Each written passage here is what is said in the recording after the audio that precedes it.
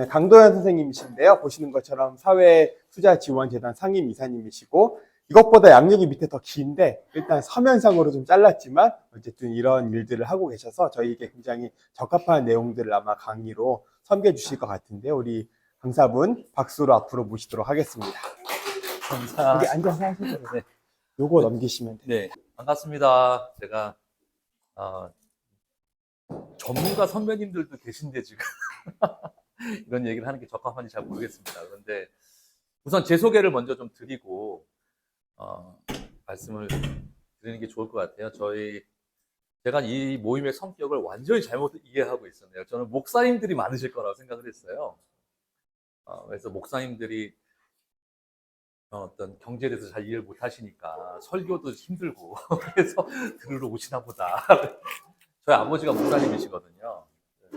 일산에서 또 오셨잖아요, 목사님.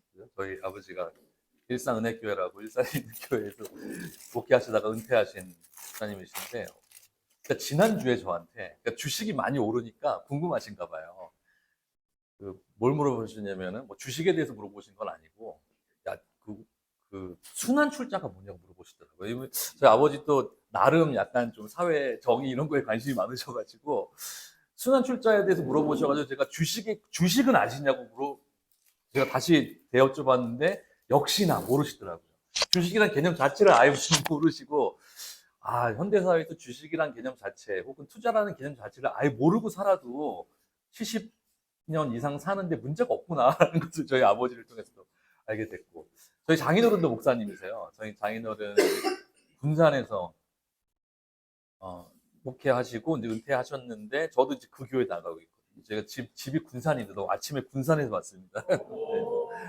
제가 제일 멀리서 온 것 같긴 하네요. 뭐 군산 사람은 아닌데 제 아내가 군산에서 직업을 잡아가지고 군산으로 이사 간 지 한 15년 정도 됐고요. 일은 서울에서 합니다. 사회투자지원재단이라고 하는 무슨 노원에 있고요. 또 노원에서 오신 분들 계신데 노원에 있고, 제 백그라운드가 그렇습니다. 아버님도 목사님이고 장인어른도 목사님이고. 그러면 이제 일반적인 이제 보수적인 교회 다니시는 분들 되게 좋아하세요. 역시 제가 지금 다니는 교회에서 아이들을 가르치고 주일학교 선생님이고 찬양 인도도 하고 성가대도 열심히 하고 교회에서 이제 열심히 하면은 이제 믿을만하다 이제 막 해주시는데, 아까 제 양력에서 제가 뉴스엔조이 대표라고 그러면은 그 이제 신뢰도가 확 떨어졌다가 그런 제 커리어를 좀 말씀드리면은 제 첫 시작은 이제 회계법 PwC라고 하는 컨설팅 회사에서 컨설팅을 시작했는데 주로 은행업 뭐 보니까 전문가들이 많으세요 보니까. 그래서 그냥 용어를 쓰면 IFRS라고 이제 회계 기준 관련된 회계 기준을 어떻게 IFRS가 처음에 막 도입될 때 그때 제가 컨설팅 시작해가지고 은행들의 IFRS라고 하는 제도를 어떻게 은행이 도입할 것인가, 거기서 이제 시작해서 뭐 ABC라고 해서 코스팅 제가 한국말이 약하네요. 코스팅을 어떻게 기업에 효율적으로 배분할 것인가 뭐 이런 컨설팅 하다가 이건 컨설턴트가 뭔가 좀, 제가 대학 졸업하고 저는 이제 군대 해군에서 장교 생활을 3년 하고 나왔는데요. 그때만 해도 컨설팅이 최고의 직업이었어요. 그때 당시에는 2000년대 초반 때는.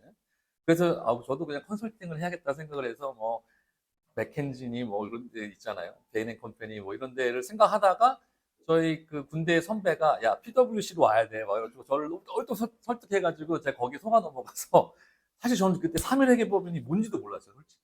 근데 그냥 갔더니 하여튼 컨설팅을 열심히 했는데 지금 컨설턴트 분들 많으세요 보니까. 그죠? 제 생각에 제가 그때 느낌에 컨설팅이라는 게 굉장히 주변적이라는 생각이 들더라고요. 금융을 그냥 직진하고 싶은데, 금융의 본질로 가고 싶은데, 컨설팅은 본질로 가면은 리스크가 생기니까 컨설턴트는 리스크를 싫어하거든요. 그러다 보니까 하는 일은 재미는 있었는데 금융의 본질을 꿰뚫지 못할 것 같다, 내가 여기서 평생 일하면 라는 생각이 들어서 3일 회계법인을 그냥 그만두고 다시 외국, 말하자면 이제 트레이딩 회사인데 선물 옵션을 전문적으로 다루는 트레이딩 회사의 인턴부터 이제 다시 시작을 해서 세상적인 언어로 운이 좋게 우리의 언어로는 하나님의 은혜로 이게 진짜 하나님의 은혜인지는 잘 모르겠어요. 근데 트레이더가 됐어요. 그래서 트레이더가 돼서 선물 옵션 트레이딩을 꽤 성공적으로 했습니다, 당시. 근데 그때 몇 가지 기억나는 사건들이 있어요. 제가 옵션을 주로 트레이딩을 했는데 저희 회사가 한국에서 그때 당시에 옵션 거래량으로는 이제 세 번째 하는 회사였거든요. 꽤 많이 했었죠. 그러니까 제 앞에 화면 8개를 두고 숫자들이 막 떨어지는 가운데서 이제 돈을 찾아내는 일을 하는 건데, 트레이더가 뭔지 좀 생소하실 수도 있어요. 투자자는 이해하실 수 있고, 펀드 매니저 이런 거는 익숙한데, 트레이더는 그야말로 계속해서 일어나는 거래에서 약간의 돈들을 막 찾아다니는 하이에나 같은 그런, 그렇게 얘기하면 또 트레이더들이 싫어하실 수도 있는데 그런 존재일 수도 있어요. 그래서 저희는 이게 또 목사님들이 아니라고 생각하니까 자꾸 전문 용어들이 막 튀어나오는데, 아비트라지라고 해가지고 가격이 문제가 생겼을 때, 어떤 가격이 100원이면 다른 물건의 가격은 120원이어야 되는데 얘가 막 160원에 거래되고 있으면 어떻게 하면 되겠어요? 160원짜리를 팔고 100원짜리를 사는 그런 트레이딩을 이제 했었고요. 그때 이제 기억나는 사건들이 몇 개 있는데, 하나가 북한이 이제 2차 핵실험을 했을 때, 그때 제가 돈을 엄청 많이 벌었어요. 왜 그랬을까요? 상상해 보시면. 뭐가 폭락했냐면 선물이 폭락했거든요. 그 선물과 옵션이 폭락을 했는데 심지어 발표가 나기 전에 폭락을 하는 거예요. 그러면 무슨 일이 일어나는지 아무도 모르고 시장은 폭락하잖아요. 근데 이 옵션이라고 하는 상품이 있어요. 제가 구체적으로 설명을 드리지 않는 게 좋을 것 같아요. 근데 옵션이라고 하는 상품하고 똑같이 생긴 상품이 ELW라고 하는 상품이 있거든요. 옵션 시장은 완전 선수들이 모여 있어요. 저 같은 선수들이 모여 있고, ELW라는 거는 개미 투자자들이 모여 있어요. 그 선물하고 옵션이 옵션도 콜옵션이라는 게 있고 풋옵션이라는 게 있습니다. 그래서 안 좋은 일이 생기면 콜옵션은 폭락하고 풋옵션은 상승해요. 근데 어쨌든 콜옵션이 폭락을 하는데 ELW는 가만히 있는 거예요. 그럼 저 같은 선수들은 어떻게 할까요? ELW를 막 팔아제끼고 그만큼 콜옵션을 엄청 사는 거죠. 그래서 그날 하루에 제가 20억 이상 벌었고, 제가 개인적으로 25%를 인센티브로 받았기 때문에 개인적으로도 굉장히 성공한 날이었겠죠. 근데 왜 그렇게 많이 벌었냐면, 주식이 선물이 폭락하고 주식도 이제 폭락하는 거죠. 선물이 먼저 폭락하고 주식 폭락하고 이렇게 순서대로 폭락을 하는데 ELW는 가만히 있고, 그래서 막 거래를 한 다음에 이제 이렇게 됐잖아요. 이게 오후 3시에 다시 돌아왔어요. 그러면 제가 갖고 있던 옵션 포지션 다시 다 팔고 ELW 다시 다 사고, 저는 포지션이 제로가 되고 현금이 20억이 나오고, 그런 사건이 있었고, 또 하나 또 기억나는 사건은 선물 옵션 시장, 주식 시장이 이제 3시에 문을 닫아요. 근데 옵션과 이제 파생 상품이라는 거는 기본적으로 데드라인이 있거든요. 그 데드라인이 있는 날 굉장히 주식이 많이 움직여요. 왜냐면 이 선수들이 장난을 많이 치거든요. 이 풋옵션이라고 하는 거는, 이런 설명을 좀 예상외로 드리게 되네요. 이런 설명. 하여튼 풋옵션은 가격이 그 데드라인이 오면 엄청 싸져야 돼요. 보통 1,000원에 거래가 돼요. 1,000원에. 왜냐하면 이 풋옵션, 이게 폭락하지 않으면 그건 쓰레기가 되거든요. 폭락하지 않으면. 근데 데드라인 10분 남기고 폭락할 가능성이라는 게 거의 없잖아요. 그러니까 1,000원에 거래가 돼요. 대체로 거의 대부분.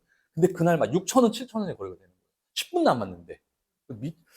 그래서 저는 어떻게 생각했냐면, 선수들은 이게 그때가 이제 한국의 그 투자 회사들이 그때만 해도 이 옵션에 대한 명확한 계산법을 몰랐을 때예요. 그래가지고 저희 같은 외국계 회사들은 뭐라고 생각했냐면, 아, 한국 회사들이 실수하나 보다. 이렇게 생각했어요. 지금 1,000원에 거래가 돼야 되는데, 누군가가 실수해가지고 6,000원, 7,000원에 거래하나 보다. 이게 5,000원 차이라고 생각하시지만, 거래 단위가 한 번에 4만 개, 5만 개 사요. 한 번에 살 때. 5만 개, 10만 개, 뭐 이렇게 사거든요. 그러니까 금액이 크잖아요. 누가 실수하나 보다 생각을 했어요. 그래서 저희 같은 회사는 그거를 왕창 팔고 다른 거를 또 엄청 샀죠. 근데 어떤 일이 일어났냐면 마지막 10분에 이게 지금 녹화가 되죠. 녹화가 돼서 조금 조심해야 될 것 같긴 한데 D사 외국계 독일 독일의 D사가 마지막 10분 동안 주식을 제가 정확하게 기억이 안 나는데 2조어치를 팔았어요. 2조어치를 마지막 10분 동안. 그러니까 제가 정확한 금액은 지금 기억이 안 납니다. 이게 뉴스에 다 나온 거기 때문에 찾아보시면 다 알 수 있는 건데 제가 그때 현장에 있었다는 거죠. 그러니까 얘네는 고객이 팔아달라는 주문을 받고 있었고 이거를 가지고 그냥 주식시장에서 판 게 아니고 자기네들 돈을 벌려고 풋옵션을 떨어지면 돈을 버는 거라고 그랬잖아요. 10분 채 남고 걔네가 막 산 거예요. 걔네가. 그럼 누가 팔았을까요? 걔네한테. 한국 투자자들이 엄청 팔아서 낀 거죠. 왜냐하면 6,000원이니까 이게 10분이면 이거 끝나는데 이거는 한 3, 4% 폭락해야지 돈이 되는 건데 이걸 6, 7천 원에 산다고 그러면서 뭐 한국의 그 유명한 여러분 들으시면 다 알 수 있는 투자사들이 다 그걸 사기 시작했는데 저희 같은 이 아비트라지라고 하는 기법을 쓰는 사람들은 그런 식으로 하나의 상품을 거래하지 않고 비싼 거 팔고 싼 거 사고 혹은 싼 거 사고 비싼 거 팔고 이렇게 한다고 했잖아요. 저희는 그래서 안전했어요. 그런데 마지막에 이 10분 동안 그렇게 많은 물건을 팔아보니까 코스피가 폭락을 해가지고 그 6,000원 했던 풋옵션들은 대박이 나고 그걸 팔았던 사람들은 쪽박이 나가지고 어느 정도 수준이었냐면은 어떤 H사의 데스크 하나가 날라갔어요. 800억을 잃었어요. 그날 하루에. 근데 이 금융사의 특징이 그래요. 800억 정도를 날리면 데스크가 사라지고 거기 조직은 그냥 다 해고되는 거거든요.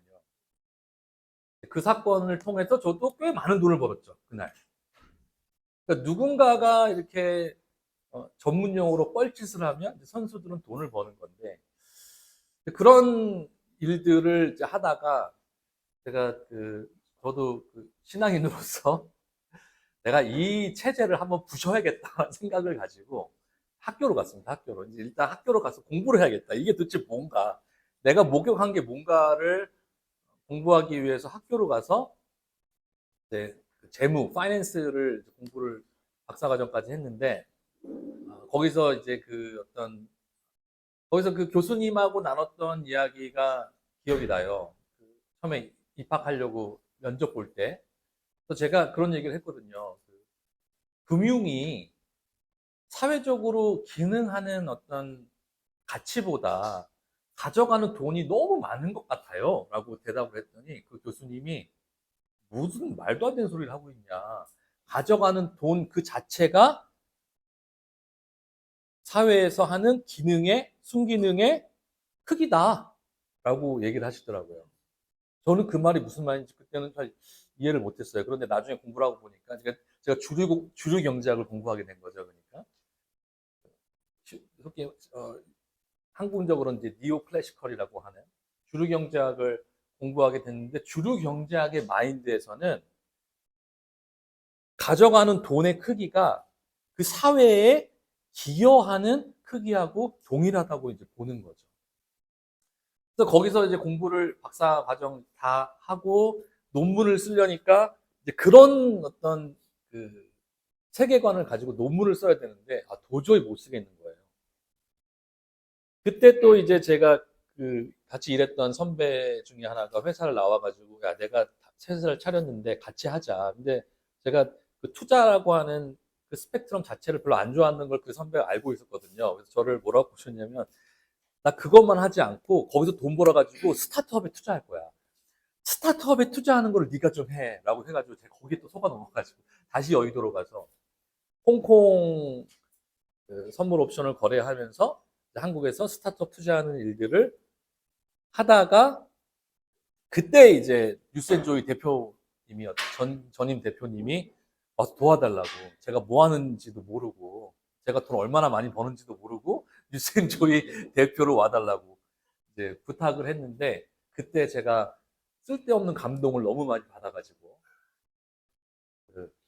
그때 이제 뉴스앤조이 대표로 이제 가게 된 거고요. 한 8년 정도 일을 하다가 물론 건강에 좀 문제가 생겨서 뉴스엔조이 대표를 이제 그만둬야 되는 어떤 그런 시기가 왔을 때, 뉴스엔조이 대표를 하면서 만났던 분들 중에 이 그 교회 운동 하는 것 중에 그 영국에서 FX라고 하는 운동이 있어요. 프레시 익스프레션스라고.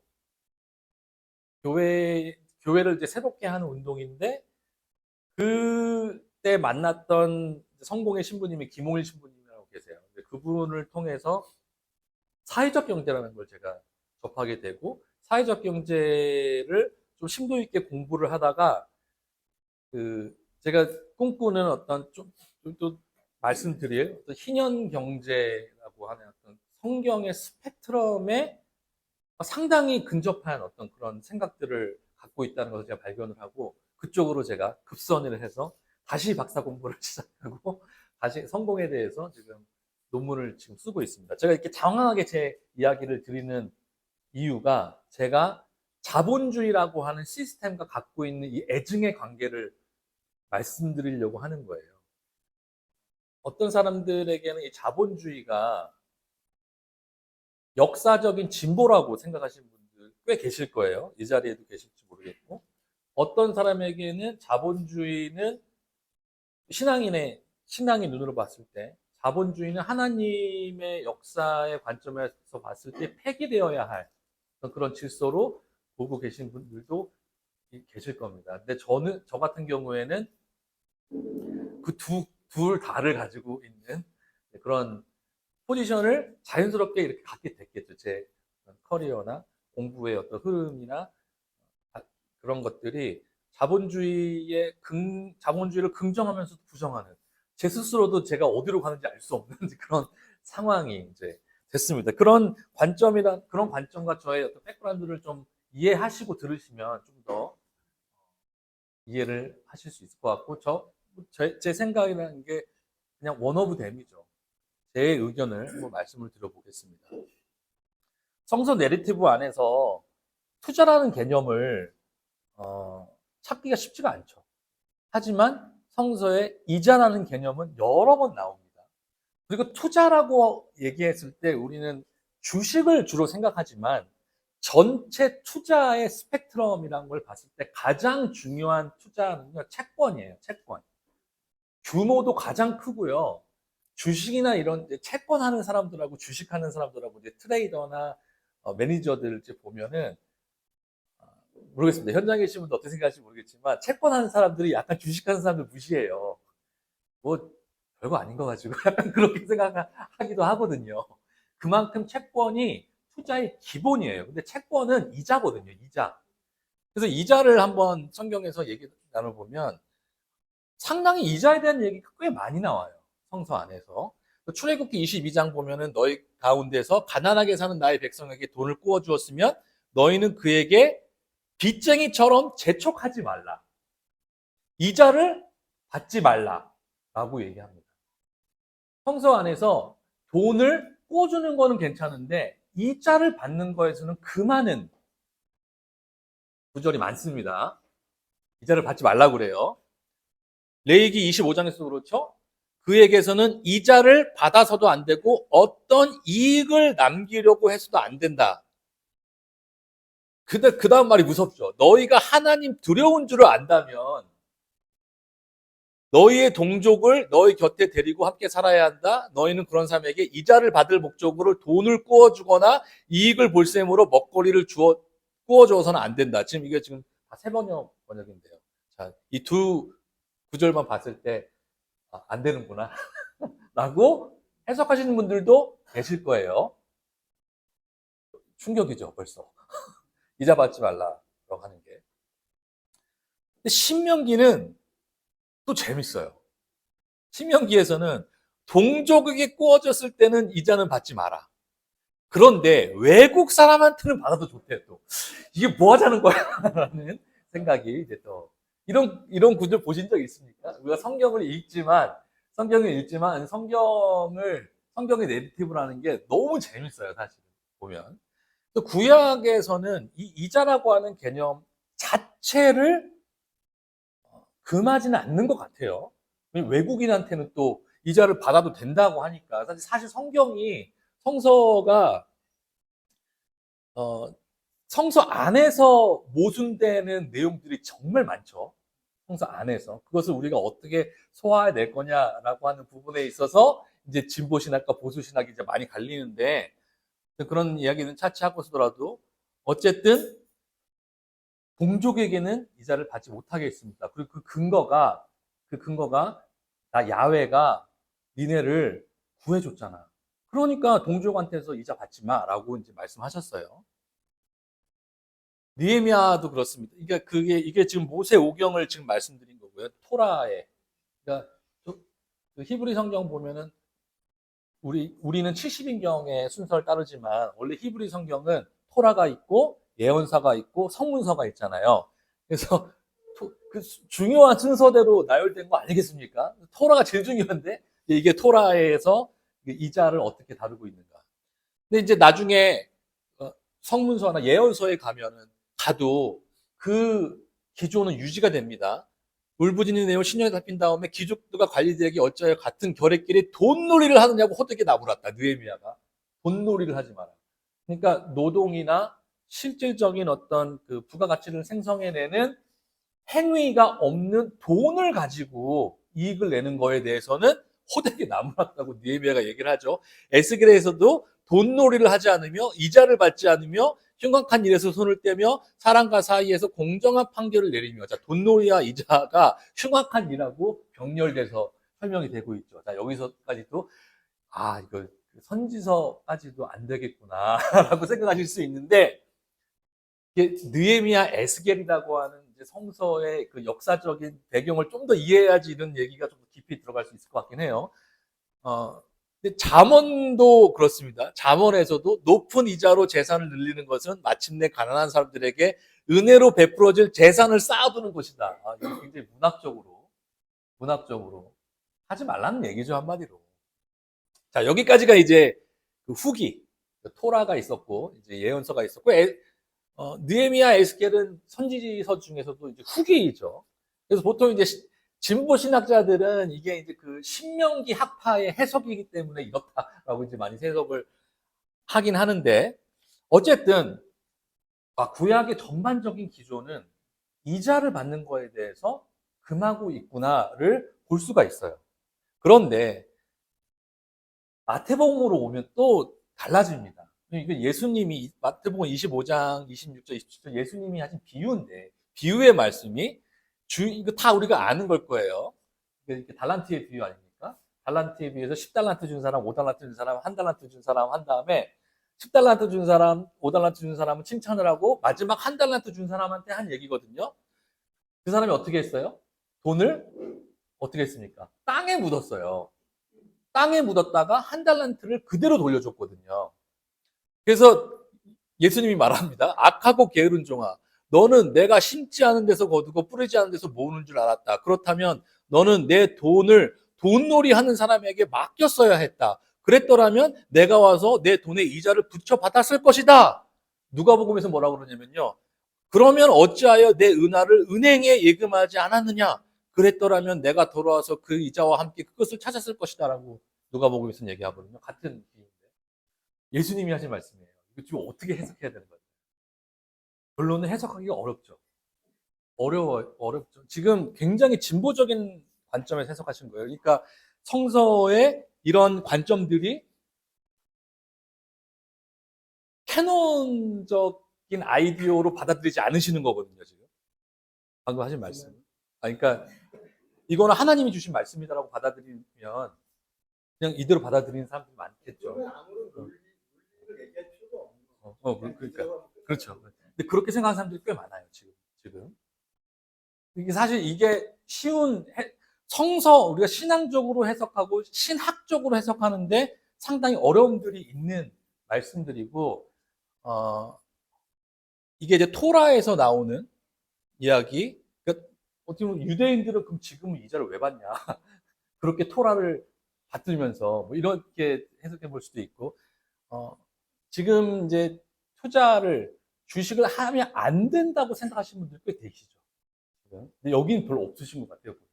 보니까 저는 그런 분들도 계실 것 같아서 이런 소개를 드리려고 했던 건데, 이런 성경의 말씀들이 그 이제 근거가 되는 거죠. 희년제도 안에서 이자를 어떻게 다루고 있느냐는 또 생각을 해봐야 될 것 같아요. 그 희년제도는 예수님이 이제 누가복음 4장에서 회당 안에 들어가서 이사야서를 꺼내서 읽은 말씀이 있잖아요. 그게 누가복음 4장에 나온 얘기인데 그게 예수님이 어떻게 보면 내가 이 땅에 왜 왔느냐를 선포하는 미션 스테이트먼트거든요.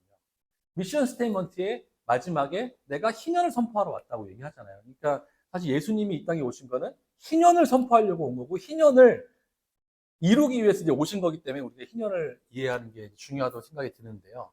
희년을 보면 50년마다 토지가 원소유 가문에 환원돼 버리죠.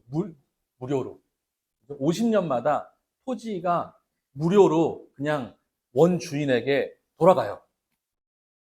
그리고 노예를 해방해야 했고요.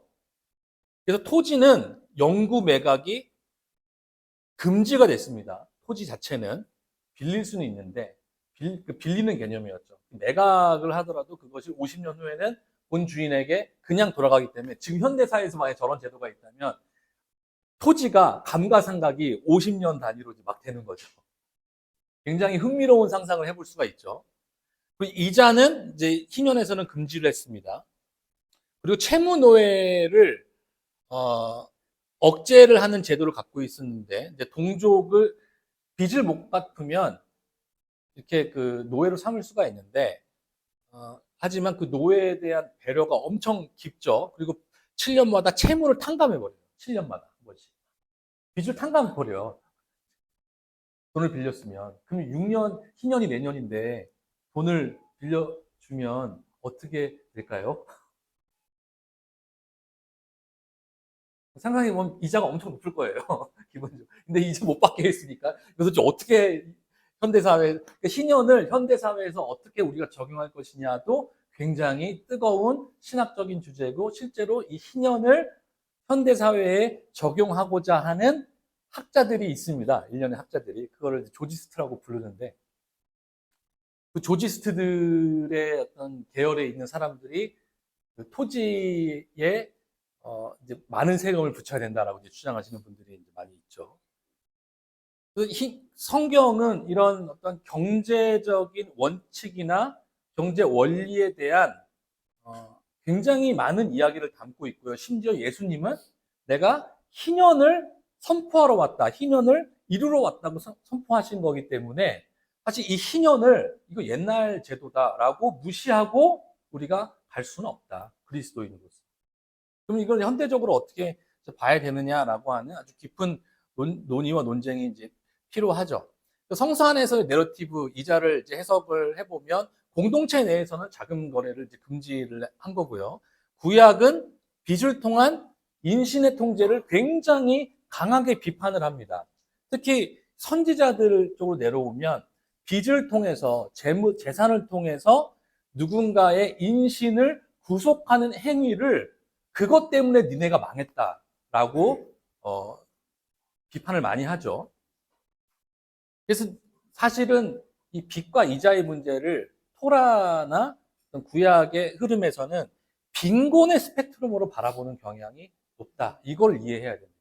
그러니까 이자 자체라기보다는 빚과 이자의 문제를 빈곤의 문제로 보고 있다는 거예요. 인신의 문제로 보고 있다. 인신의 구속의 문제로 빚과 이자를 바라보고 있다는 것을 우리가 이해를 해야 되고, 그게 신약에 와서는 예수님의 예에서도 그런 관점이 이제 많이 흐려진 거고, 사실은 이 구약 토라가 생상해 본 건데, 그냥 재물을 공부하는 사람으로서 생상해 본 건데, 토라가 이제 거래가 됐을, 토라의 시대에는 개인과 개인 간의 빚, 채무 관계를 주로 얘기하는 거지만, 예수님이 얘기했던 그 신약 시대 AD 0세기 정도만, 1세기 정도만 해도 이미 제도화된 금융이 있었다고 봐야겠죠.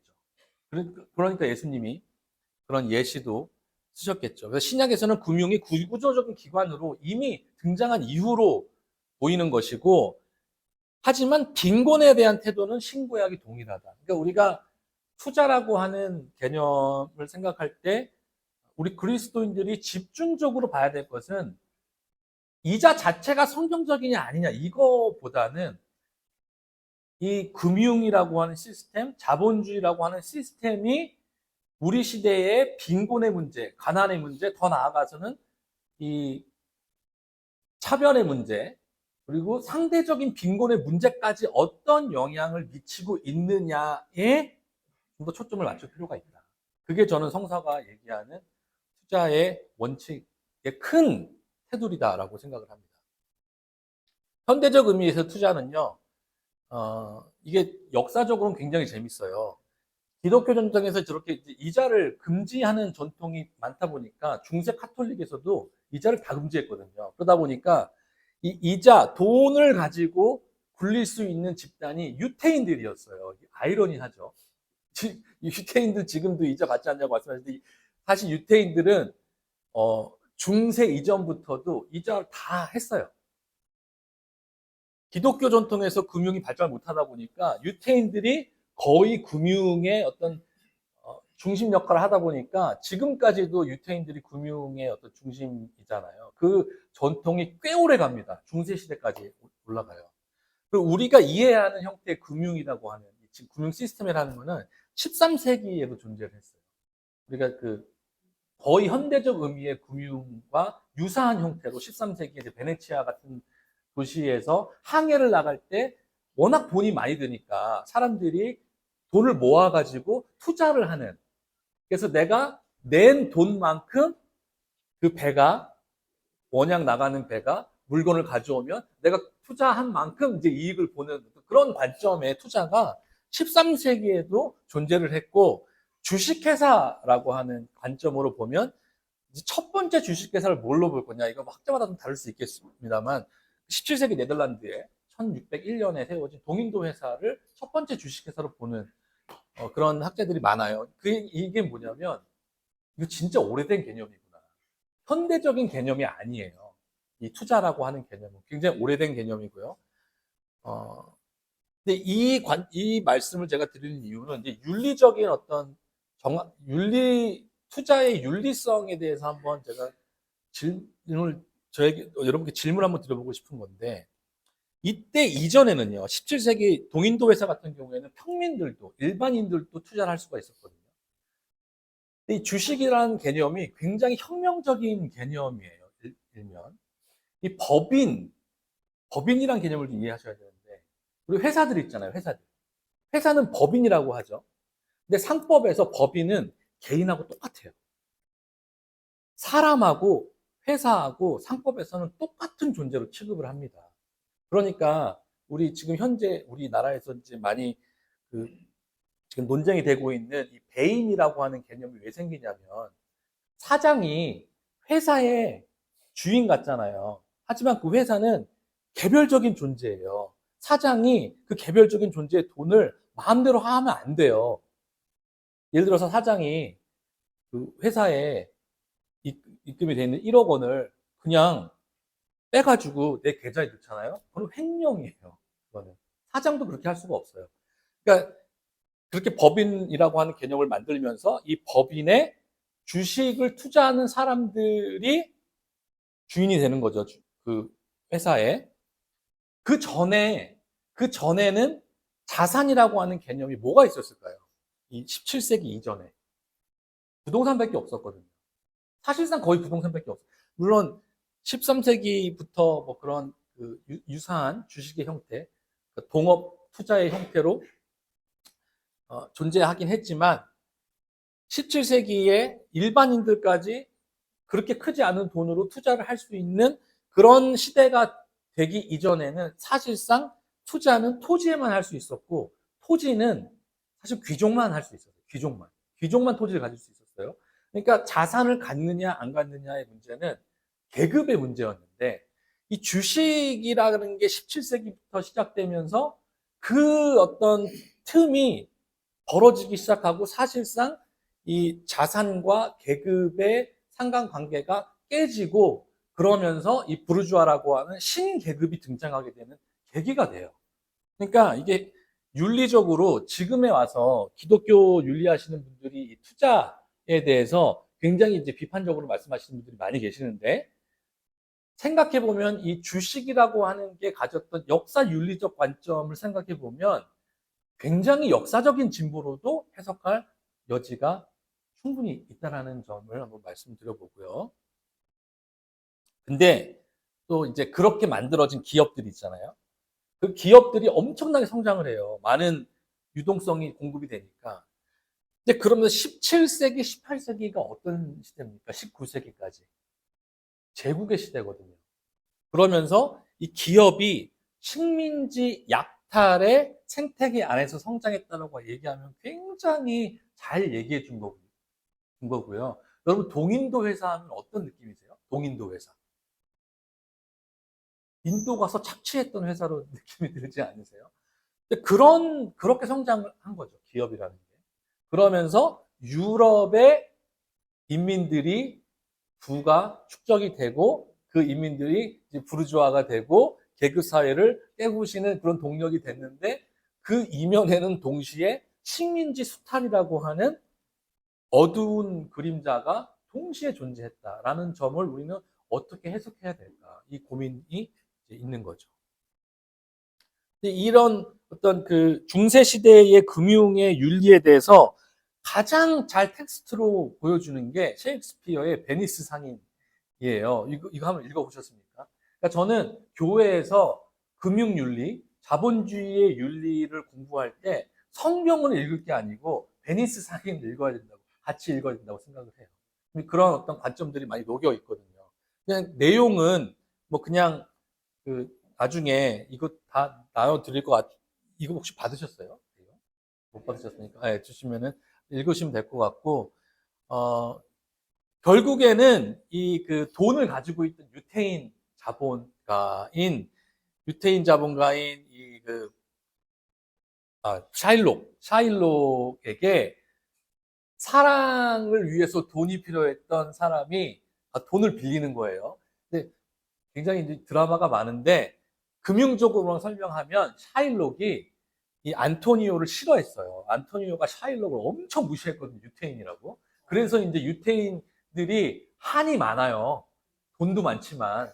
이제 그런 걸 잘 보여줘요. 그래서 셰익스피어가 진짜 재밌는 사람인 게, 샤일록을 악인으로 그렸지만 동시에 그가 왜 악인이 되었는가까지 잘 보여주는데, 그 사회적인 부조리에 대해서 아주 잘 설명하는 작품이라고 생각을 해요. 근데 어쨌든 안토니오가 샤일록한테 가서 자기 친구, 사랑을 위해서 돈이 필요한 자기 친구의 보증을 서주거든요. 근데 보증의 조건이, 샤일록이 만약에 네가 그 보증 빚 갚는 거 실패하면 네 살점 1파운드를 내가 절단하는 것으로 보증을 이제 서요.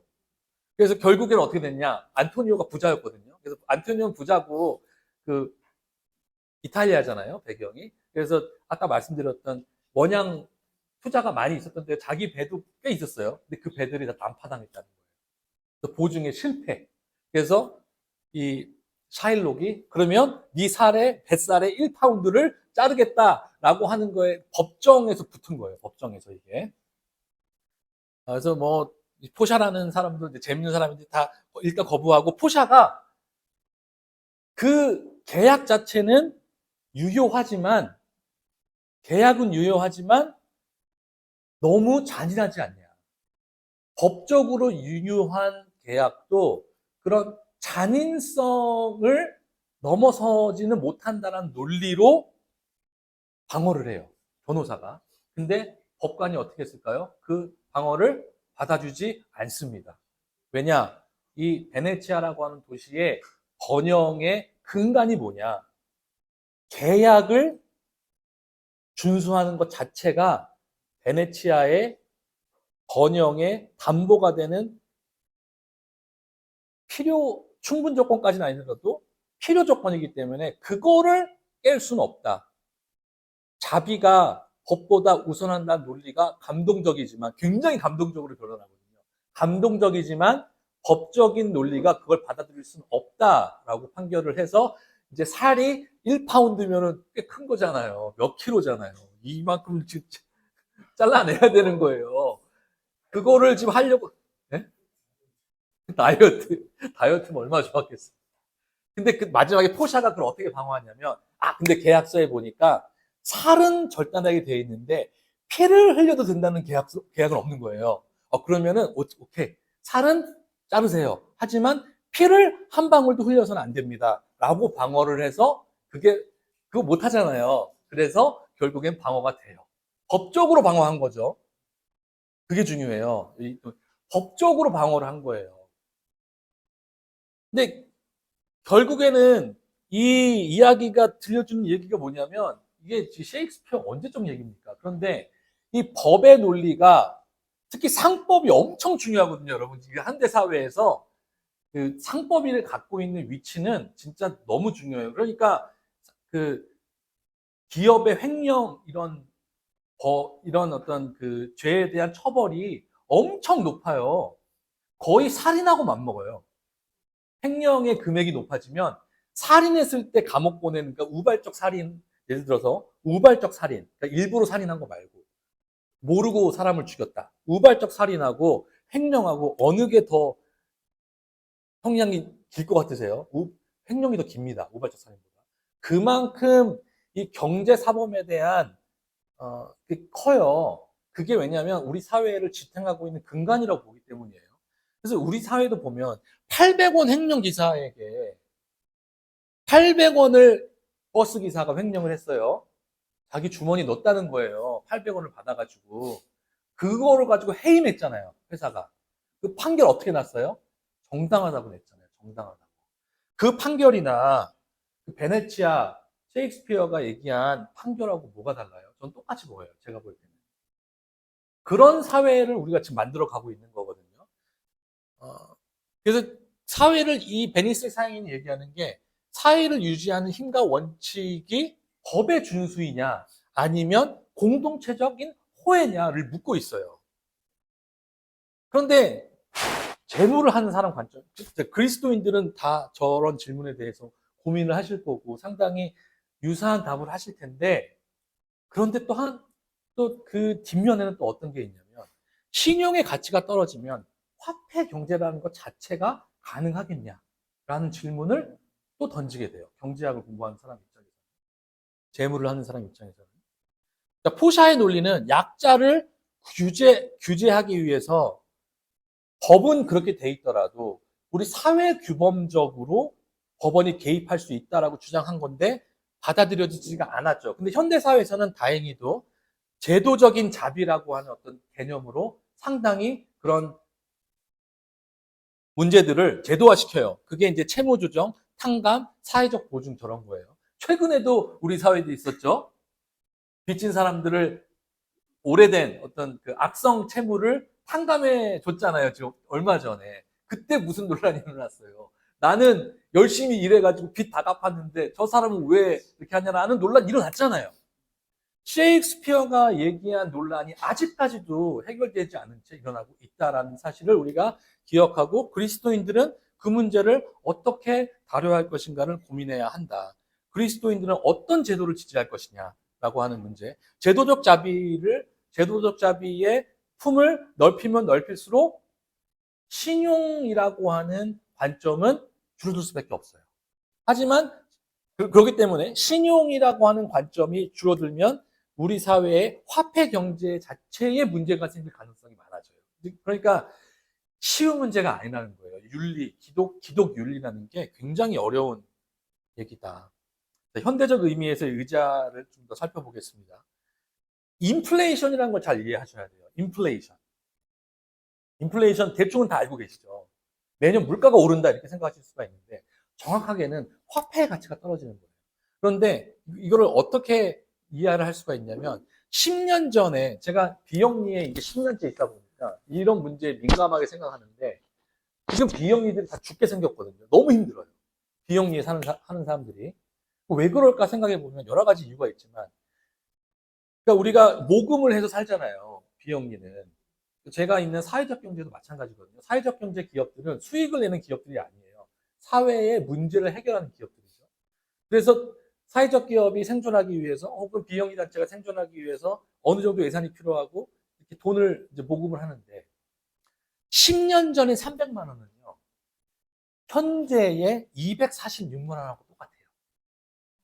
그게 인플레이션이에요. 이 현상을 아주 잘 인플레이션이 무서운 거는 그 이자가 복리로 붙는다는 개념 이해하세요? 이자가 복리로 붙으면 굉장히 좋거든요. 그게 좋은 거예요. 근데 인플레이션도 복리로 붙거든요. 10년 전에 300만 원은 현재 246만 원이에요. 여러분이 만약에 10년 전에 월급을 300만 원 받았는데 지금도 월급 300만 원 받고 있다. 그거는 사실 10년 전에 기준으로 보면 246만 원 받는 거랑 똑같아요. 인플레이션이 2% 정도 올랐다고 생각하면 인플레이션이 3% 올라가면 어떻게 되겠어요? 220으로 떨어져요. 인플레이션이 4% 올라가면 202로 떨어져요. 근데 비영리가 갖고 있는 본질적인 문제 중에 하나가 이런 걸 이해를 잘 못해가지고 3년 전에 보통 아마 비영리 임금 노동자들의 평균적인 임금이 한 220 정도 됐을 거예요. 지금 얼마일까요? 지금 한 240 될 거예요. 또, 올랐다. 올랐는데 왜 이렇게 힘들지? 라고 생각을 하는 거예요. 오른 게 아니고 220에서 한 190으로 떨어진 거예요. 임금이. 그게 인플레이션이에요. 자, 이자는 인플레이션의 동전의 뒷면과 똑같아요. 또 반대로 얘기하면, 자, 이자를 좀 이렇게 한번 설명 드려볼게요. 구약에서는 이자를 받지 말라고 했지만, 성경에서는 이자를 받지 말라고 했는데, 여러분, 이자에 대해서,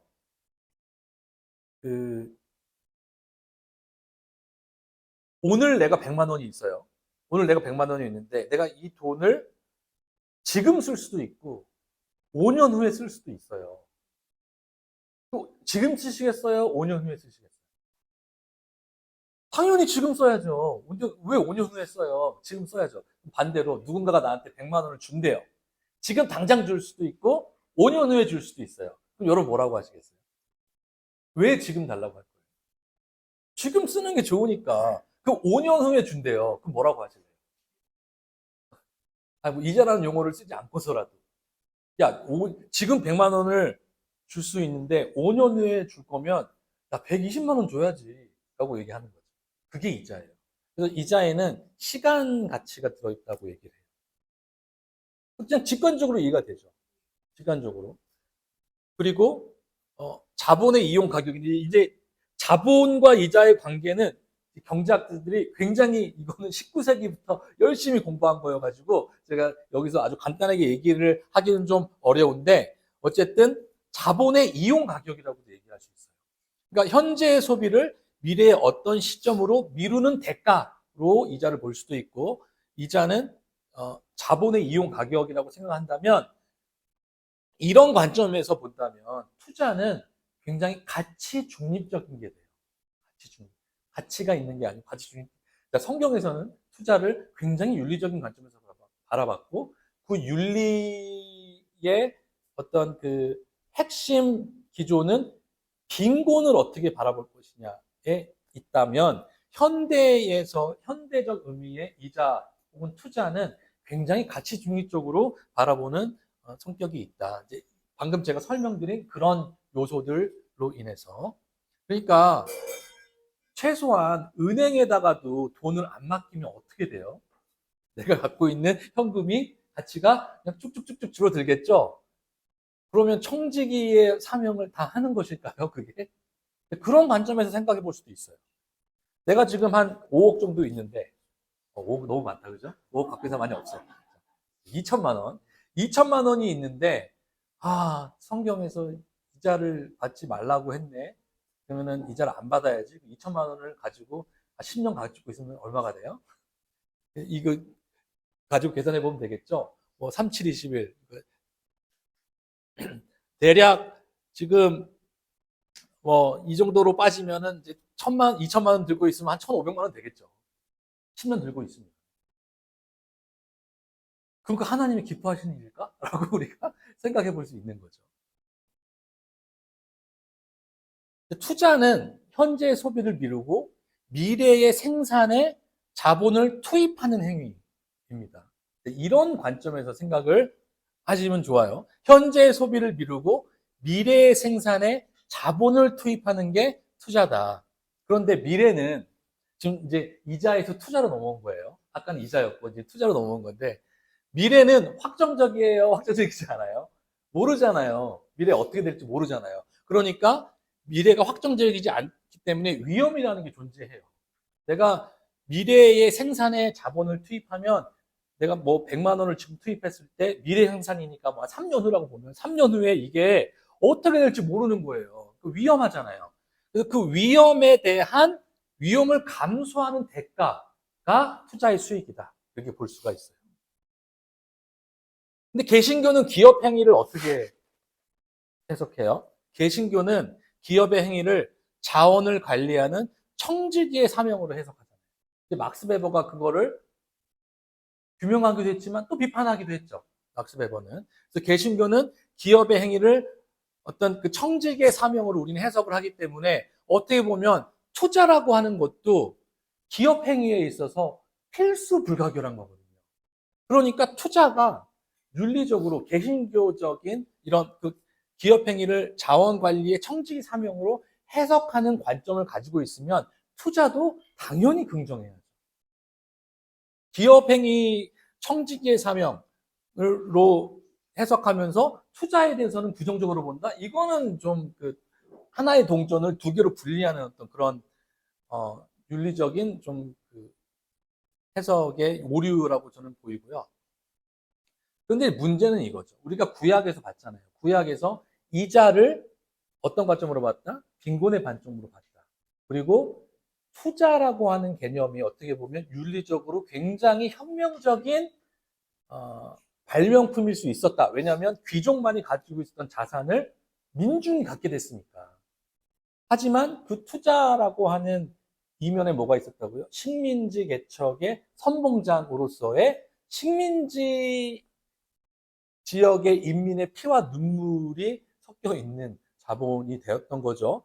그 관점에서 봤을 때 우리가 하는 투자, 여기까지 봤을 때, 개신교까지 봤을 때는 투자를 긍정할 수 있겠다라고 봤지만 그 투자의 결과인 기업 행위에 대해서 우리 그리스도인들은 어느 정도의 책임을 느껴야 하는가를 따져봐야 한다는 거예요. 근데 지금 시대의 투자는요, 그 투자 행위와 기업 행위를 완전히 분리해서 생각해요. 기업이 하는 어떤 그 행위의 윤리적인 책임은 누가 가져가요? 기업이. 기업을 운영하는 사람. 그 대표가 가져가는 거죠. 대표, CEO, 그다음에 뭐 임원, 이사회, 넓게 보면 직원들. 근데 그 책임의 최고는 당연히 CEO한테 있겠죠. 직원들은 하라는 거 하니까. 투자자는 그거에 대한 책임지지 않습니다. 투자자는. 예를 들어서 어떤 기업이 우리나라의 기업이 베트남에 가가지고 완전히 인권 유린을 하는 짓을 저질렀어요. 인권 유린을 저지른 정도가 너무 심해가지고 이거는 누가 봐도 지탄을 받아야 되는데 하지만 그 기업에 투자한 투자자들에 대해서 비판하는 사설을 보신 적은 아마 없을 겁니다. 지금은 투자와 기업 행위를 분리하는 시대를 꽤 오랫동안 우리가 지나왔고요. 그런데 최근에 이 환경 문제가 너무 심각한 문제가 되면서 환경 문제가 아까 제가 말씀드렸던 기업이 가서 비윤리적인 행위를 했다는 것은 그 비윤리의 대상은 누굴까요? 대체로 사회적 약자예요. 사회적 약자들이 비윤리적 행위의 대상이 돼요. 그런데 이 환경 문제 피해는 누가 봐요? 유니버셜한 거예요. 모든 사람이 다 돈이 많아도 환경 문제에 피해를 보는 거예요. 지금 여러분 느끼시는지 모르겠는데 지금 중국이 가면은 제가 중국은 관심이 많아가지고 이제 자주 가게 되는데 10년 전만 해도 장춘 같은 데 가면 겨울에 앞이 안 보였어요. 난방하느라고. 근데 그것도 이제 그게 북한도 그렇고 몽골까지 다 비슷해요. 근데 그걸 또 뭐라고 할 수가 없는 게 중국 같은 경우에는 난방을 국가가 책임지거든요. 그 인민들 좀 따뜻하게 하려고 석탄 떼겠다는 데라고 하는 거거든요. 그거를 우리가 그렇게 막 세게 비난하기 쉽지 않지 않아요? 근데 지금 어때요? 그래서 그 엄청나게 많은 그 비싼 먼지들이 한국에 왔잖아요. 그래서 우리 힘들었잖아요. 근데 지금 어때요? 많이 사라지지 않았어요? 엄청 많이 사라졌어요. 중국이 엄청 그쪽 분야로 막 투자를 막 세게 하면서 환경들이 좋아졌는데 그때 10년 전에 한국에 그 중국에서 온 엄청난 비싼 먼지들이 왔을 때 그거에 고통받는 사람들은 누구예요? 모든 사람이에요. 모든 사람.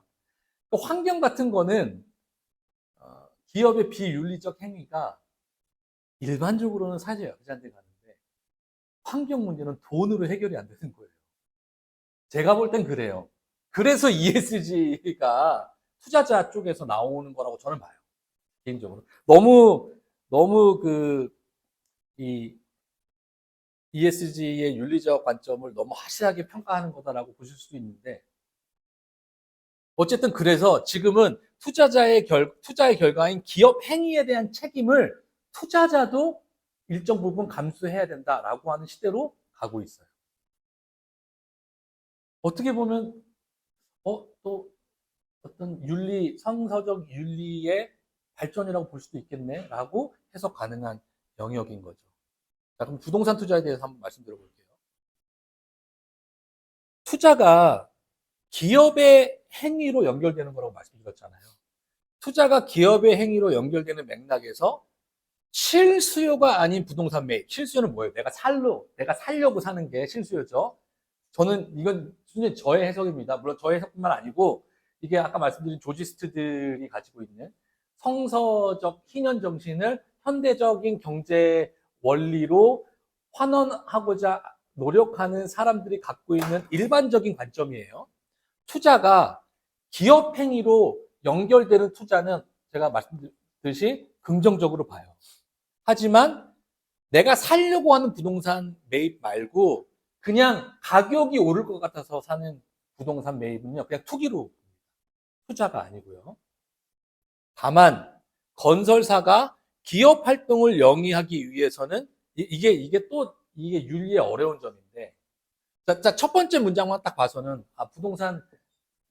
제가 부동산 투기 싫어하는구나 바로 느끼시죠. 부동산 투기는 그냥 그 마지막 문장에서 부동산 투기는 그 가치, 부동산에서 발생하는 저는 개인적으로 부가가치가 없다고 생각합니다. 없다고 생각하는데 어쨌든 가격은 상승하잖아요. 그 가격 상승분은 뭐냐? 생산에서 발생하는 부가가치를 부동산으로 그냥 전이하는 걸로 봐요. 저는 이것을 학문적으로도 증명하는 이제 작업들을 하는 거죠. 경제학자로서. 그리고 이제 그 근거를 예수님이 부자 청년에게 왜 모든 자산을 팔라고 했을까라고 하는 또 그런 질문들에서 이제 많이 시작을 합니다. 어쨌든 그런데 문제는 이거예요. 건설사가 기업 활동을 하기 위해서 투기 수요가 반드시 필요합니다. 실수요만 가지고는 건설사는 운영이 안 돼요. 근데 이게 자본주의의 속성이에요. 주식도 마찬가지입니다. 제가 거래했던 파생상품도 마찬가지입니다. 파생상품이라는 거는 기본적으로 해지의 기능이 있어요. 위험 회피의 기능이 있거든요. 그래서 우리가 학교에서 배울 때는 파생상품을 위험을 회피하는 수단으로 가르쳐요. 근데 실제 거래할 때는 위험 회피하러 파생상품 하는 사람이 많을까요? 아니면 그냥 오늘 100원이고 내일 200원 될 거니까 하는 사람이 많을까요? 당연히 후자가 많죠. 근데 그 후자를 스페큘레이터라고 그러는데 이 스페큘레이터 투기예요. 스페큘레이팅 투기인데 투기자가 없으면 파생 상품 자체가 존재할 수가 없어요. 투기를 하지 않으면. 그러면 어떻게 돼요? 파생 상품을 통해서 위험을 회피하고자 했던 사람들도 거래가 불가능해져요.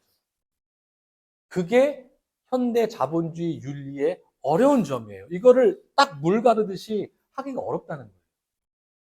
그래서 이 투자를 그리스도인들이 투자는 성경적으로 봤을 때 좋다. 성경적으로 나쁠 때 나쁘다. 혹은 가치중립적이다. 이렇게 쉽게 얘기할 수 있는 영역이 아니고요. 저도 투자자로 오래 생각을 했지만 투자가 성경적 윤리의 관점으로 갔을 때는 상당히 어려운 점이 많이 생겨요. 투자가 기업 행위의 결과까지도 투자자가 책임져야 된다라고 만약에 한다면 그런 부분을 우리가 생각해 볼 필요가 있다. 지금 사실 여기 오신 분들 굉장히 전문가들이 많으셔가지고 제가 너무 윤리적인 측면만 지금 얘기를 한 건데 투자를 하시려면 제가 아까 말씀드렸던 어떤 주식이라고 하는 자체가 왜 무엇인가를 좀 이해하실 필요가 있어요. 그러니까 위험을 그러네요. 그럼 여기는 그냥 이게 마지막 장이긴 할 거예요. 네, 마지막 장인데 네. 위험의 구조를 좀 이해를 하셔야 돼요. 투자를 하려면 이건 투자 처음 한 사람한테 하는 얘기예요. 그냥 누구한테 듣고 하면 안 되고요. 내가 아까 말씀드렸잖아요. 투자를 왜 하느냐? 기업의 생산 활동을 위해서 투자하는 건데 기업의 생산 활동이라는 것은 미래에 발생하는 거기 때문에 어떻게 될지 몰라요. 그래서 위험이라는 게 항상 존재를 해요. 그러면 내가 그 위험이 도대체 무엇이고 어떤 식으로 발생하는지를 이해한 다음에 하셔야 되고요. 그 다음에 내가 어느 정도 위험을 감수할 수 있는 사람인지를 알아야 돼요. 이걸 이제 리스크 에피타잇은 한국말로 번역하면 입맛 같은 건데 나의 리스크의 어떤 그 성향을 알아야 돼요. 지금 우리 장모님이 그걸로 계속 엄청 고생하고 계세요. 본인의 리스크 성향을 모르고 부동산을 매입하셨다가 지금 너무 고생하고 계세요. 그런 분들이 의외로 많아서 제가 말씀드립니다. 그리고 생산과 투자의 고리를 이해해야 된다. 이건 이제 우리 그리스도인들의 얘기인데 사실 예를 들어서 저는 학문적으로도 그렇고 신학적으로도 그렇고 기술적 투자 있잖아요. 지향해요. 기술적 투자 같은 거. 그러니까 생산의 고리를 생산의 결과를 이해하고 그거에 대한 책임을 지지 않는 투자를 그리스도인이 해도 되는가에 대해서 저는 조금 부정적으로 봅니다. 개인적으로. 그리고 경제학사적인 이해를 할 필요가 있다. 우리가 투자를 하려고 할 때 특히 윤리적으로. 제가 뭐 아담 스미스부터 피케티까지 자본주의의 윤리를 자본주의에 대해서 쭉 설명할 학자들이 많잖아요. 그런 경제학자들이 그런 설명들을 왜 하냐면 자신들이 살았던 당대에 일어난 사건들을 설명하는 거거든요. 그럼 어떤 사건들이 일어났고 그 사건들을 어떤 식으로 어떤 프레임워크로 설명하는가를 우리 그리스도인들이 좀 이해할 필요가 있다고 저는 생각해요. 그래야 현대사회에서 지금 일어나고 있는 사건들을 우리가 어떻게 해석하고 성서의 프리즘으로 윤리적으로 해석하고 우리의 행동으로 적용할 것인가를 볼 수 있다. 그리고 마르크스적 비판을 좀 이해할 필요가 있다. 마르크스가 자본주의가 스스로 붕괴할 거라고 예상을 했는데 결국 그대로 되진 않았어요. 하지만 마르크스가 왜 자본주의가 스스로 붕괴할 것인가? 이건 이제 좀 복잡해요. 이것도 뭐 설명하려면 1시간 정도가 좀 필요한. 이거를 좀 이해해야 우리 그리스도인들이 자본주의 사회에 아직 살면서 자본주의의 대체로 긍정한다는 걸 가질 수 있죠. 하지만 어떤 부분에 있어서 우리가 비판하는가를 마르크스적 이해로 이해할 필요가 있다. 그리고 마지막으로 투자의 결과인 기업 행위에 대한 책임을 이해하고 투자에 알 필요가 있겠다. 개인적으로 이렇게 생각을 합니다. 제가 이렇게 준비한 이유가 말씀드렸듯이 이 투자에 대해서 성서가 어떻게 이야기하고 기독교인이 이 성서적 이해를 가지고 투자를 어떻게 바라봐야 되는가라는 관점으로 준비했기 때문에 이렇게 준비를 했는데 지금 또 와서 소개하신 거 들어보면서 투자 어떻게 하는 거에도 관심이 더 많으셨을 수도 있을 것 같아요. 근데 그 부분은 저 말고도 유튜브에 정말 좋은 얘기가 많아서요. 예, 참고하시면 될 것 같고 오늘은 좀 기독교의 윤리적인 관점에서 투자를 어떻게 바라볼 것인가에 대한 말씀 많이 드렸습니다. 네, 여기까지 하겠습니다. 감사합니다.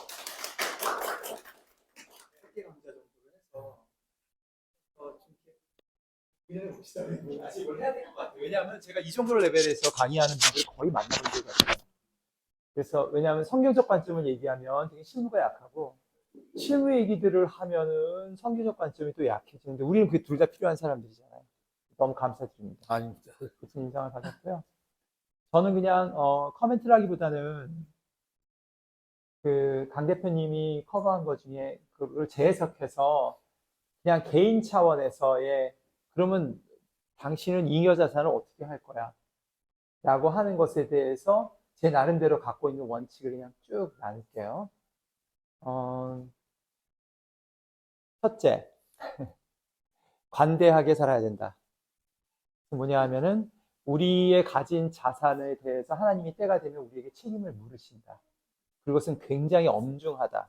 그래서 나에게 맡겨진 잉여 자산, 과거에는 그게 쌀이었죠. 쌀이나 밀이었고 지금은 돈이거든요. 돈인데 여기서 말하는 건 디지털 화폐까지 다 포함하는 겁니다. 돈으로 환전할 수 있는 모든 가치들. 그것들을 내가 죽기 전에 나눠야 한다. 그것은 기부일 수도 있고요. 구제일 수도 있고 그 다음에 저리로 또는 무이자로 빌려주고 또 때가 되면 탕감하는 것일 수 있다. 그게 첫 번째 제 나름대로 원칙이에요. 그래서 그렇게 살려고 하고요. 두 번째, 잉여 자산을 그렇다고 해서 그 생각 없이 하면 안 되고 관리해야 된다. 잉여 자산을 관리해야 된다. 그럼 어떻게 관리하는가? 그 관리하는 것은 남에게 이자를 받던 주식을 받던 꾸어주는 형태로 일어난다. 그래서 그것이 예금이 될 수도 있고 주식에 들어갈 수도 있고 채권을 사는 걸 수도 있다. 두 번째. 세 번째. 그것들을 할 때 있어서 가장 좋은 원리는 포트폴리오다. 왜냐하면 여러 개가 있기 때문에 여러 위험들이 동시에 발생하기 때문에 기본적으로 예금과 그리고 예금 채권 한 캐리고리를 묶고 그 다음에 주식 한 캐리고리를 묶고 그 다음에 부동산하고 금하고 그러니까 현물이죠. 부동산, 금, 그 다음에 디지털 화폐로 한 묶음을 묶어서 그 세 가지 종류에서의 포트폴리오가 필요하다. 네 번째, 그 중에서 제일 괜찮은 것은 전 개인적으로는 주식이라고 생각을 하는데 그 이유는 왜 그러냐 하면 다 그런 건 아니에요. 실제로 주식시장이 움직이는 것은 실수요에서 움직인다기보다는 그걸 뭐라고 그러죠? 저기 자본 수요. 투기가 많죠. 근데 마켓이 이제 두 가지로 움직이는 거예요. 실수요로 움직이고 또 다른 게 훨씬 더 커요. 사실 실제로 해보면 너무나 커서 그렇지만 그래도 주식이 그나마 낫다. 왜냐하면 남도 잘 살게 하고 왜냐하면 기업이 잘 살아야지 그 밑에 사는 사람들이 많은데 주식시장이 더 발달될 필요는 있고요. 한국 주식시장 엉망이지만 하여튼 뭐 그게 좀 더 발전될 필요가 있다. 그래서 그게 그나마 낫다. 그리고 금이나 부동산에 대해서는 금이나 부동산, 디지털 화폐는 위험 분산, 화폐에 대한 불신 때문에 화폐 자체가 또 약한 거고 미래에 대한 약속인데 끊임없이 흔들리기 때문에 어쩔 수 없이 해칭 도구로 사용할 수밖에 없지만 그게 주가 될 수는 없다. 이 정도까지 정리했어요. 개인적으로. 그걸로 마칠까요? 왜냐하면 조금 실질적으로 도움이 될까 해가지고 개인적으로 갖고 있는 훌륭합니다. 이 정도 원칙. 이제부터 질문할까요? 질문은 이제 우리 강 대표님한테 좀 많이 끌어내세요. 워낙 많은 걸 갖고 계시네 들어보니까. 네. 네. 관대함의 원칙에 적용하시면 될 것 같아요. 그러니까 그걸 윤리적으로 판단하는 거는 저는 지양합니다. 그러니까 개인의 그게 리스크가 어떤 건지를 이해를 하셔야 되고 해도 되는지를 윤리적으로 판단하기보다는 내가 그 리스크를 감당할 수 있을까의 관점에서 보시는 게 1차적이라고 생각해요. 그냥 제가 드리고 싶은 말씀은 윤리적인 판단 이런 것보다도 그냥 만약에 내가 리스크 좀 감당할 줄 아는 사람이다. 내가 한 100만 원 있으면 70만 원 돼도 괜찮아. 정도, 예, 리스크. 100만 원을 내가 넣을 건데 이게 내년에 70만 원 됐을 때, 그냥 심리적 타격이 그렇게 크진 않아. 이 정도 되시면 그냥 뭐, 상황에 따라서 다를 수 있는데 매달 삼성전자 하이닉스 하나씩 사세요. 예, 뭐, 코인은 어느 정도 되냐면 내가 지금 100만 원 넣으면 내년에 한 20만 원 돼도 괜찮은데, 근데 얘가 250만 원 될 수도 있어. 근데 20만 원 될 수도 있네. 그럼 난 해야지. 20만 원 돼도 그냥 내가 감정적으로 크게 동요할 것 같지 않아. 그럼 코인 해도 돼요. 근데 그런 사람 많이 없겠죠. 그게 윤리적으로 판단하기 어렵다는 말씀을 제가 계속 드리는 거예요. 예를 들어서 코인 하는 사람들 중에 많은 사람들은요, 국가가 운영하는 화폐의 문제점 때문에 코인을 갖고 있는 사람도 있어요. 국가가 화폐를 운영하잖아요. 그 화폐는 누구 거예요? 국가 건가요? 근데 그 화폐를 어쨌든 지금은 중앙은행이 통제를 하거든요. 그거 자체가 문제라고 생각하는 사람들 많아요. 그런 사람들이 코인을 막 사는 사람도 있어요. 심지어는 그 사람들이 초기에 많이 샀는데 대박이 났죠. 이렇게 대박 날지 몰랐을 거야, 아마. 근데 그런 거면, 그런 관점으로 코인을 샀다라고 했을 때 윤리적으로 좀 문제 있다라고 할 수 있나? 얘 문제도 있잖아요. 그러니까 코인을 사는 것 자체 행위를 윤리적으로 판단하기가 쉽지 않다는 거예요. 주식도 마찬가지고. 예, 크리스천도. 예. 그러니까 제가 이제 설명하는 원칙들을 조금 더 공부를 하게 되면, 그래서 하이닉스를 내가 투자했다. 권하진 않습니다. 개별 종목에, 개인이 개별 종목에 투자하는 거 권하진 않아요. 근데 어쨌든 하이닉스 투자했다. 근데 이게 업앤다운 막 있죠. 17만 원 됐다가 막 30만 원 됐다 그러잖아요. 근데 그런 어떤 그 생산의 원칙, 이런 거에 좀 더 천착을 해서 공부를 하면 이게 17만 원이 되든 30만 원이 되든 상관이 없어요. 이게 그냥 그 리스크 업앤다운은 사람들이 판단하는 그 회사의 가치일 뿐이에요. 내가 판단하는 가치가 있잖아요. 거기에 딱 붙어 있으면 돼요. 이게 17만 원이 되든 20만 원이 되든. 그러니까 그런 공부가 좀 필요하죠. 그러니까 공부가 없이 들어가면 항상 문제가 되는 것 같아요. 저도 답이 없는데 두 번째로 보면은 관대함의 원칙으로 다시 돌아가서 네.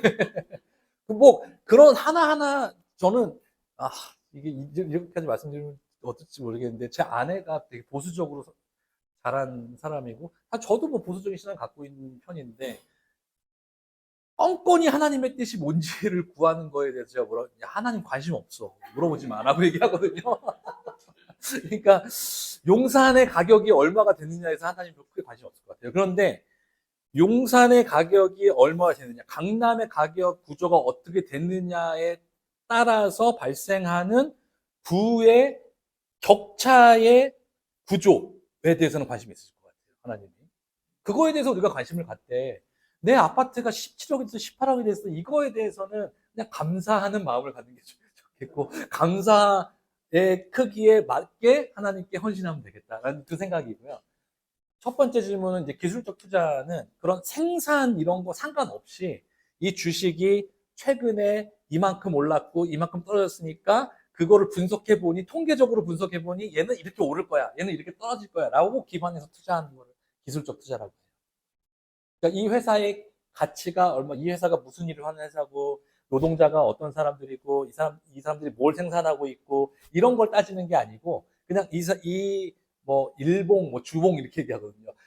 오늘 어디서 가격이 끝났고 내일 어디서 가격이 끝났고 이걸 열심히 분석하다 보니까 얘는 오를 것 같아 하고 투자하는 거, 그런 거를 이제 기술적 투자라고 얘기해요.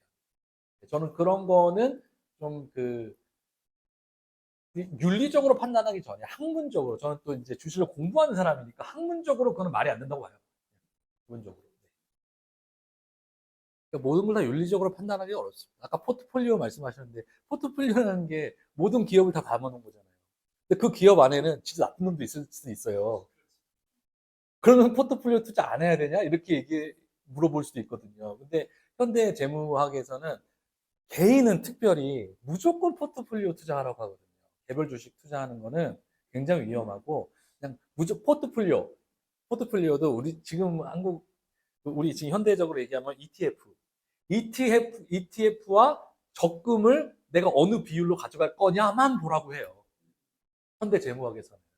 왜냐면 이 포트폴리오가 이제 이론적으로 좀 설명이 들어가야지 이해가 되겠지만 개별 주식의 리스크는 그 반대로 리워드랑 똑같아요. 리스크가 크면 그만큼 수익이 큰 거예요. 그런 개별 주식이 갖고 있는 리스크 리워드는 포트폴리오를 구성하면 다 사라져요. 그래서 결국 체계적 위험이라고 하는데 그 자산의 비체계적 위험, 그러니까 그 회사만이 갖고 있는 위험은 포트폴리오를 구성하면 이게 통계적인 기법에 의해서 다 없어져요. 그러니까 개인 입장에서 삼성이 가지고 있는 비체계적 위험, 그 얘기는 삼성만이 갖고 있는 위험이거든요. 어떻게 알아요? 직원들도 몰라요. 그리고 실제로 그런 거 가지고 투자하잖아요. 그러면은 잡아가요. 범죄라고. 예를 들어서 삼성 CEO가 내일 우리가 어떤 계약을 할 거를 알고 있잖아요. 이 사람은. 그럼 오늘 주식을 자기가 주식을 막 하잖아요. 그러면 잡아갑니다. 불법이에요. 그 정도로 그걸 통제를 하는데, 그래서 그 기업이 고유하게 가지고 있는 어떤 그 좋은 소식들, 이런 거 가지고 투자하지 말라는 거예요. 이거는 성경적이 아니고 재무 이론에서 얘기하는 건데, 그래서 그 재무 이론에서 이거는 저는 학자적인 그런 관점을 갖고 있기 때문에 그렇지, 실제 이제 현장에 뛰시는 분들은 제 말을 우습게 보실 가능성이 많습니다. 그래서 감안해서 들으시는 게 좋고, 어쨌든 포트폴리오를 구성을 해야 그런 일희일비에서 벗어날 수가 있어요. 포트폴리오를, 예를 들어서 ETF를 산다는 건 제가 코스피를 산다는 거랑 똑같거든요. 그러니까 지금 사실 근데 이렇게 얘기하면 보통 ETF의 수익률이 그렇게 높지가 않고 떨어지는 것도 많이 떨어지지 않기 때문에 괜찮은데, 지금 우리 이재명 대표님 때문에 ETF가 너무 많이 올라가지고 ETF마저 지금 약간 리스키한 그런 게 되버리긴 했는데, 한국에서 지금 이게 어떻게 될지 모르겠어요. 지금 4천 거의 찍었잖아요. 4천 찍고 이게 그냥 제 솔직한 그냥 생각은 3,300까지 다시 간다. 그 정도 생각하고 있는데, 그렇게 업다운이 엄청 커졌어요. 그러니까 3,300까지 갈 수도 있고 4,700까지 갈 수도 있는 상황이에요, 지금. 그러니까 엄청나게 ETF도 리스크가 커졌기 때문에 ETF 하세요라고 제가 자신 있게 얘기를 못 드리겠는데, 어쨌든 개인, 네, 그렇죠. 맞아요. 그래서 지금은 맞아요. 그 비율, ETF 투자와 적금 투자의 비율을 내가 어떻게 가정할 거냐를 개인 투자자는, 특히 내가 이 주식에 대해서 공부할 시간이 없다라고 하시는 분들은 그냥 적금만 투자하시는 거는 조금 너무 약하고, 그러니까 내가 리스크에 대해서, 적금은 리스크가 없는 투자거든요. 근데 리스크를 약간만 지는 거예요. ETF를 내가 100을 하면 ETF를 30만 하고 70은 적금에. 내가 리스크를 좀 더 감당할 수 아는 사람이다 그러면은 적금 30, ETF 70. 요 정도로 구성하시면 개인으로서는 괜찮다.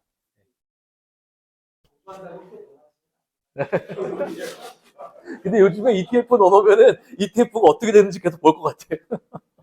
너무 리스크가 커져가지고.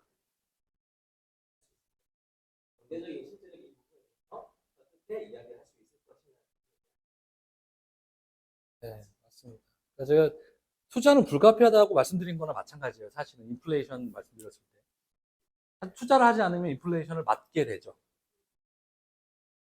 그게 과연 윤리적으로, 기독 윤리적으로, 일반 윤리에서 말할 것도 없고, 기독 윤리적으로 그것을 용인해도 되느냐는 저는 안 될 것 같아요. 조 박사님도 그거는 동의하시는 것 같고요. 그런 면에서 투자는 불가피한데, 인플레이션을 막는 최선의 방법은 잘 모르겠고요, 저도. 최하의 방법은 적금이에요. 적금을 넣으면은 인플레이션을 막아요. 돈을 번다 생각하시면 안 돼요. 적금 넣어놓으시고. 적금 2%, 3% 주는데 그게 인플레이션 정도 되는 거지, 그게 뭐 내 돈을 불리는 건 안 돼요. 그러니까 그거는, 그래서 부동산에 대해서 약간 제가 좀 그 감정이 믹스드 돼 있어요. 아까 말씀드린 부동산 그냥 투기로 보는데, 인플레이션을 가장 잘 방어하는 건 또 부동산이에요. 그리고 이제 화폐 가치를 방어하는 건 금이거든요. 그러니까 그런 면에 있어서 현물 투자를 윤리적으로 어떻게 판단해야 될지는 잘 모르겠어요. 그런데 개인이 현물 투자하는 건 저는 반대예요. 쉽지 않다. 개인정보를 투자는 굉장히 리스크가 커요. 생각보다 훨씬 더.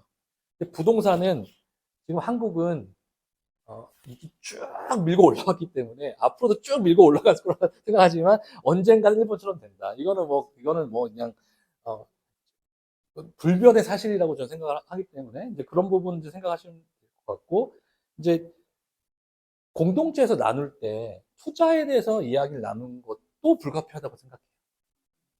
불가피하다. 왜냐면 이게 현대 사회, 현대인에게 불가피한 어떤 상황이라면 당연히 공동체에서 나눠야 된다. 근데 그 공동체에서 어느 정도까지 나눌 거냐, 조박사님께서 기준을 정확하게 제시해 주신 것 같아요.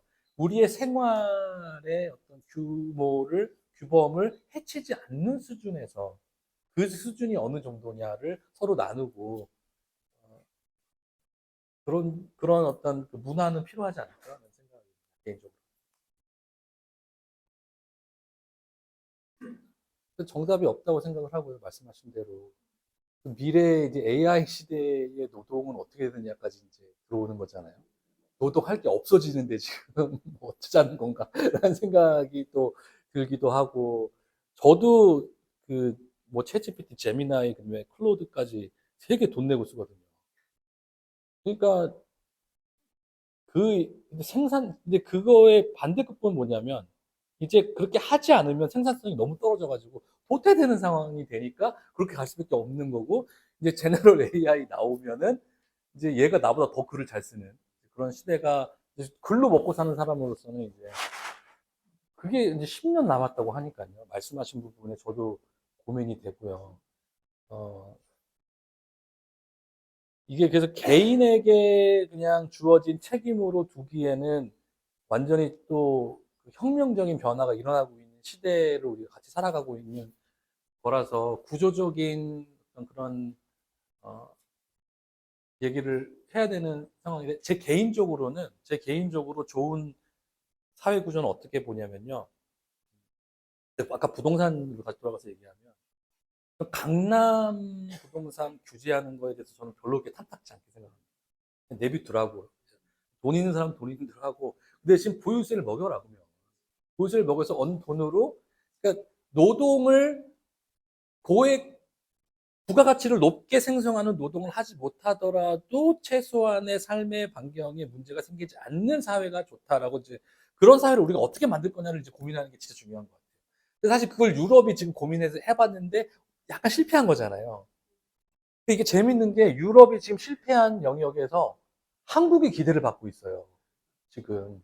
그래서 유럽의 복지 시스템이 실패하는 이런 상황에서 한국의 이 애매모호한 복지, 그러니까 약간의 솔루션으로 지금 떠오르고 있거든요. 예를 들어서 의료보험 같은 게 한국이 제일 좋다고 그러잖아요. 지금 전 세계에서. 영국 의료보험하고 한국 의료보험하고 살짝 그 하다가 영국이 이제 너무 후져져가지고 영국이 가난해진 거 아세요? 가난해졌어요, 영국이. 그러면서 이제 한국이 새로운 모델지로 되고 있고, 제가 뭐 이번 주에 아시아미래 포럼이라고 이제 한겨레에서 매년 하는 포럼이 있어요. 매년 석학들이 오거든요. 갈수록 석학의 어떤 그, 뭐랄까, 수준이 높아져요. 한국이 오는 수준이. 너무 높아져요. 막 노벨상 경제학상 받은 사람들이 다 한국을 보고 있어요, 지금. 그래서 우리의 책임이 전 세계적으로 크다. 그 사회를 어떻게, 우리 사회가, 어, 저는 개인적으로 그렇게 생각한다고 말씀드렸듯이, 부를 지향하는 사람들은 부를 지향하게 하고, 거기서 나오는 세금으로, 그러면, 이 자산으로 발생하는 부가가치, 미래 세상의 문제는 자산 그 자체가 노동 없이 부가가치를 만들어내는 거예요. 그 부가가치를 어떻게 할 거냐가 지금 첨예한 논란거리인 것 같아요. 지금 그것을 기계에 세금을 붙여가지고 기계세로 AI 세금으로 해서 할 거냐 뭐 이런 논쟁들이 많이 있는데 그런 논쟁들에 우리 그리스도인들이 적극적으로 참여할 필요가 있겠다. 이런 스터디를 통해서 같이 만들어가는 수밖에 없는 것 같습니다. 100% 동감합니다.